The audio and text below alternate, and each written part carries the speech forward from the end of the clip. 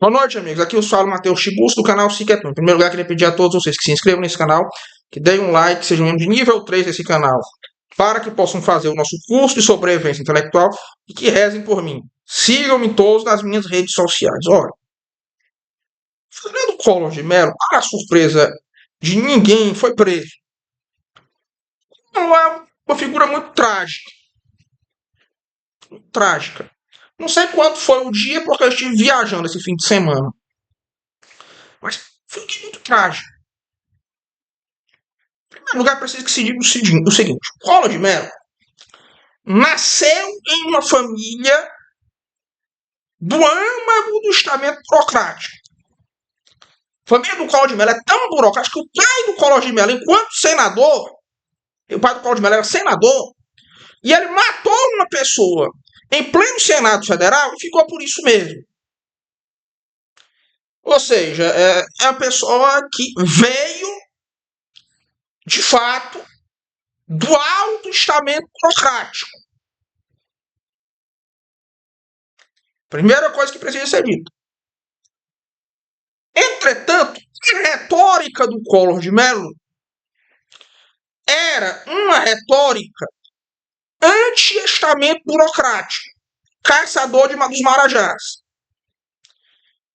Verdade seja dita, quanto a esse ponto, o Collor foi mais explícito do que o Jair Bolsonaro, que também é um homem do estamento burocrático, inclusive é sindicalista. Não sei se vocês sabem, mas o Jair Bolsonaro foi sindicalista. Certo?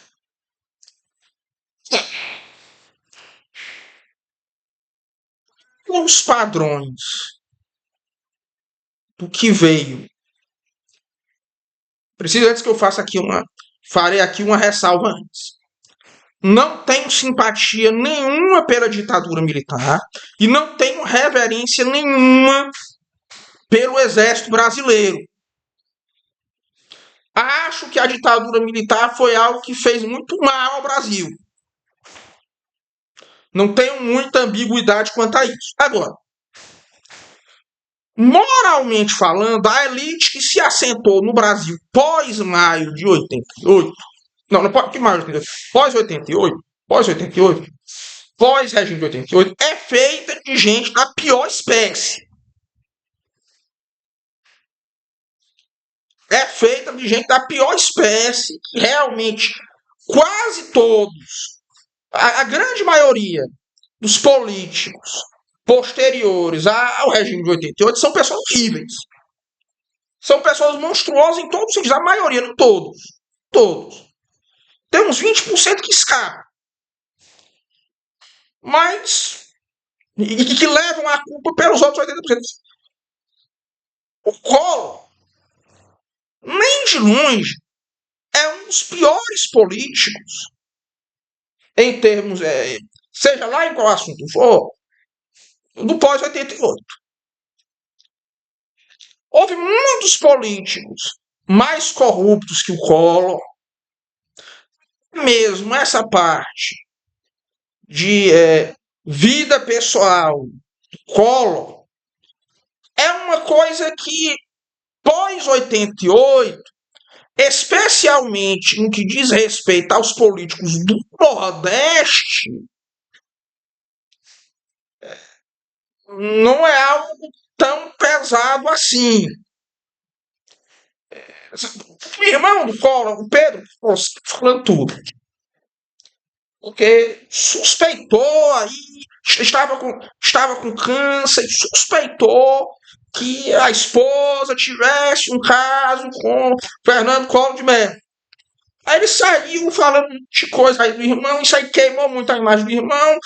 E assim, as coisas que foram faladas para os padrões da política brasileira, especialmente para os padrões da política do Nordeste, não são nada demais. Porque político do Nordeste, em regra, há exceções, mas em regra, político do Nordeste é personagem do Marquês de Sade. Até estava falando isso com o Gessé outro dia, né? político do Nordeste geralmente é de uma depravação assimilável. Que faz os políticos do Sudeste, que já são muito ruins, parecerem assim santos. Os políticos do Nordeste pós-88.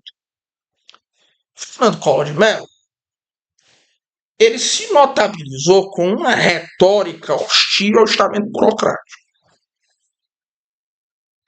Uma retórica de hostilidade ao estamento burocrático. O que acontece? Ele fez uma besteira.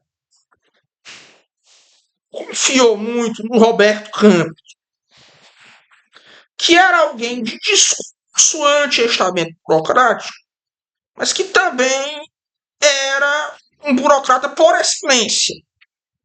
Praticamente controlou o Brasil durante o governo militar. E roubou. Estava muito longe de ser uma pessoa decente, o Roberto Campos. Muita gente da direita até ficar com raiva disso que eu vou dizer. Não tenho medo. Roubou muito. Roberto Campos. Ele era embaixador do Brasil na Inglaterra. Se isso que eu estou dizendo aqui não for mentira, vocês podem me corrigir, mas ele tinha uma comissão de 10% para qualquer empresa da Inglaterra pagar o Roberto Campos na época. Né?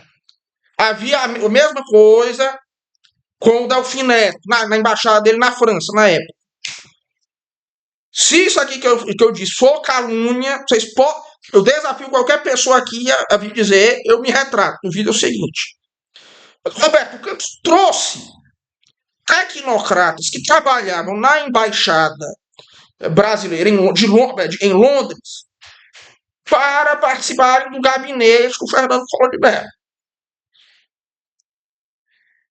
Entre esses tecnocratas, né, estava a Zélia Cardoso de Mello, que viu lá o Chico Anísio em algum evento, envolveu-se com ele, casou-se com ele, que era uma figura totalmente deslocada, totalmente bizarra. Realizou o plano idiota do confisco das poupanças e deixou o Brasil todo contra o Collor. Na verdade, quer dizer, pouquíssima gente, em relação a toda a população brasileira, foi essas manifestações da cara pintada. Muita gente cresceu em cima disso aí. O Ciro Gomes foi um que usou isso aí para se promover, né? Porque é pouco lembrado, mas o Ciro foi um dos líderes, um dos que iniciaram, os primeiros a se revoltar contra o Collor, né? Ele disse a frase quanto ao Collor. Ele não passa de um bandido ignóbil. Chamou o Collor de bandido. Acho que a primeira pessoa, um dos primeiros a desafiarem o Collor. Né? São inimigos mortais até hoje. O Ciro e o Collor. E o PT também usou isso para se promover. E criou, inclusive, a bizarrice da campanha da ética na política.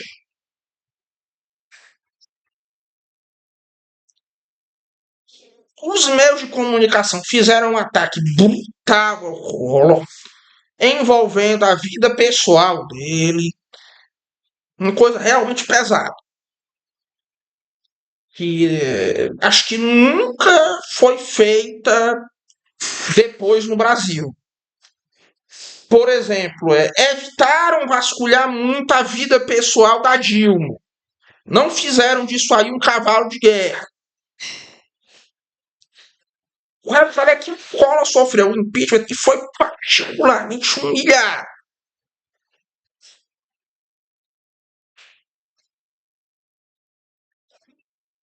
E gente muito ruim subiu no poder às custas dele.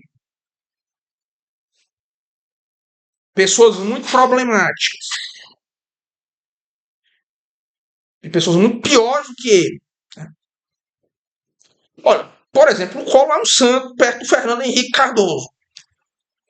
E eu acho que o Fernando Henrique Cardoso ainda foi um dos melhores presidentes que o Brasil já teve. Certamente foi o melhor presidente que o Brasil teve pós 88. fez coisas boas pelo Brasil, não quer mais o Collor Santo perto do FHC. Não vou falar. Os que vieram depois. Verdade seja dita, o Collor, ele era um homem da direita e se assumia como tal. Ele tinha um discurso consistentemente mais direitista do que o Jair Bolsonaro. Ora, era uma pessoa, ele é uma pessoa, foi na época, não sei como é que ele está hoje, uma pessoa com todos os vícios do estamento burocrático. Todos os vícios que a burocracia costuma ter. Então eu acho que ele até tinha. Eu acho até que o Collor foi um presidente relativamente bem intencionado. Mas era uma pessoa com os vícios do estamento burocrático. Talvez até mais do que, por exemplo, o Jair Bolsonaro, que também é burocrata, diga-se de passagem. Como também foi, acima de tudo, foi sumamente mal assessorado. O Melchior, que era o filósofo da corte, faleceu no início do governo dele. Alguns desses nomes que foram indicados, como o Sérgio Paulo Rouanet, criaram estratégias que fizeram certo mal ao Brasil, é inegável, né? Como o caso do Sérgio Paulo Rouanet criou a Lei Rouanet nessa época. Salvo engano, Rouanet era ministro da Cultura, não tenho certeza aqui. E, no fim das contas, a queda do Collor pavimentou o espaço para muita gente ruim subir. O movimento desse coaching ético nasce nessa campanha da ética na política.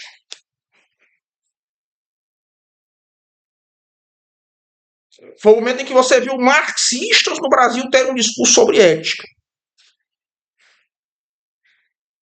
É realmente estranho, marxistas falar em ética.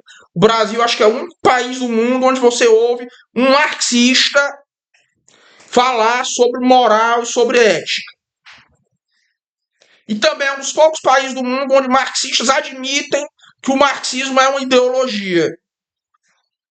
E batem no peito e dizem, eu sou da ideologia marxista. É realmente curioso. Mas enfim. É isso. Verdade, gente, o Collor de Mello talvez tenha sido, ao meu gosto, dos presidentes da República que se seguiram a 88, ele talvez tenha sido o maior orador. E pode ter, eu acho que o Collor de Mello foi o maior orador a já ter se sentado, né, na presidência brasileira. Foi o maior orador. A já ter, já ter recebido aquela faixa presidencial.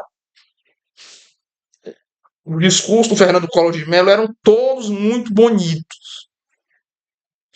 A maneira como ele se defendia das acusações tinha sempre algo de cômico.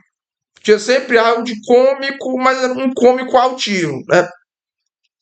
Vou ser bem sincero com vocês e dizer que o Fernando Collor de Mello é o presidente pós-88 pelo qual eu tenho mais simpatia.